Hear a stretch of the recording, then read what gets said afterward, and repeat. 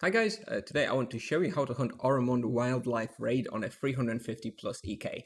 So let's start with mechanics of the Oramond raids because they're not very well known or understood. So I just want to make sure I explain this at the start. So the raid in the Oramond starts exactly every hour since the server save, okay? Including immediately after the server save.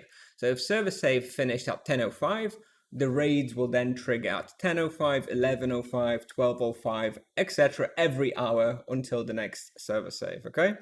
At each uh, spawn, at each raid, there is a chance that only one of three possible raids will become active. This is the Minotaur raid, the Wildlife raid, as well as the Mechanical Golems raid. And the odds of which raid spawns can be increased by casting the respective votes at the Oramond Magistrate. And the raids, when active, last for approximately 45 minutes. Okay, so those are the mechanics of how the Oramond raids are spawned. It's a bit annoying, and this is why you can't really reliably always hunt them.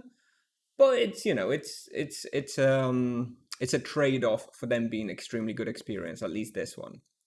Okay, so let's take a look at the quick 30-second breakdown. So the experience here is excellent, it's around 9 out of 10. Loot is slightly worse, but still very good for an EK, at about 7 out of 10. Spawn difficulty is about 9 out of 10. You can get really overwhelmed at some points, so do be careful. Optimization difficulty is about 4 out of 10. It's not too bad. Access difficulty 5 out of 10. This is purely because of the Oramond votes that you need, because you need 300 votes, which is a bit annoying, of course.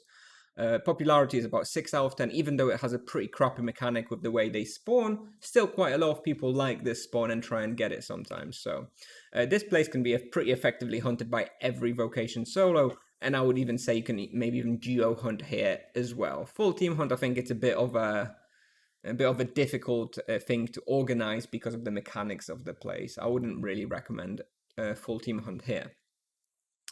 So looking at the results, now first things first, I hunted here at double experience, so I had 300% X rate, okay? So this is high, obviously twice as much as you'd be expecting in the hunt analyzer, but we can halve it to get the results.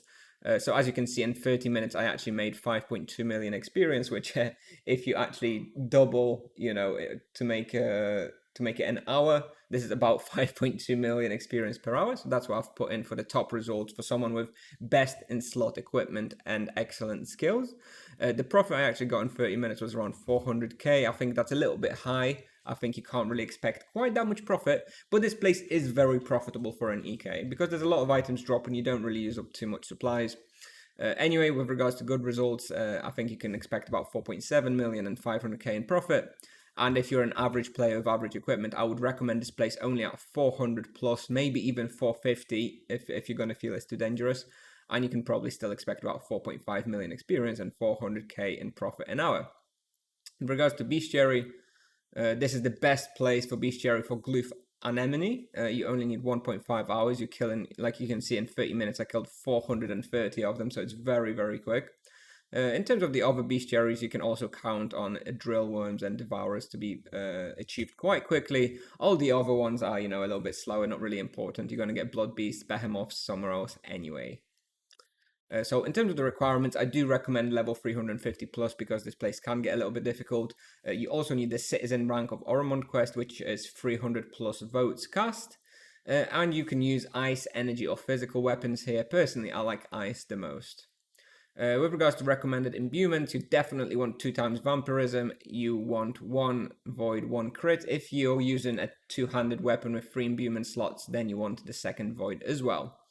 With regards to damage breakdown, you want to prioritize physical protection followed by earth protection. Physical is about 60%, earth is about 30%. So items such as Terror Helmet, Lion Shield, and Jill Necklace will all be extremely helpful.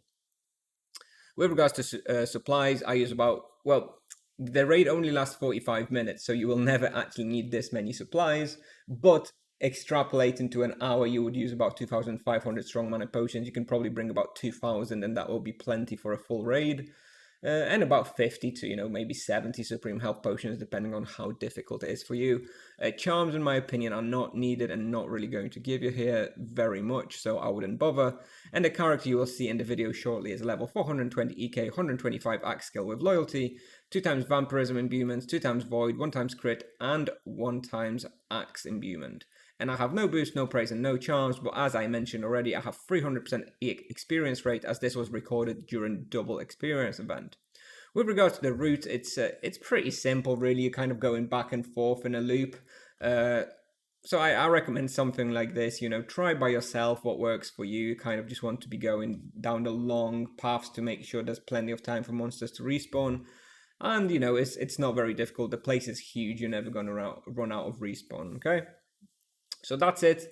I hope you like this video. If you do, make sure to like and subscribe and let me know in the comments if you'd like to see any other videos like this one. So thank you and enjoy.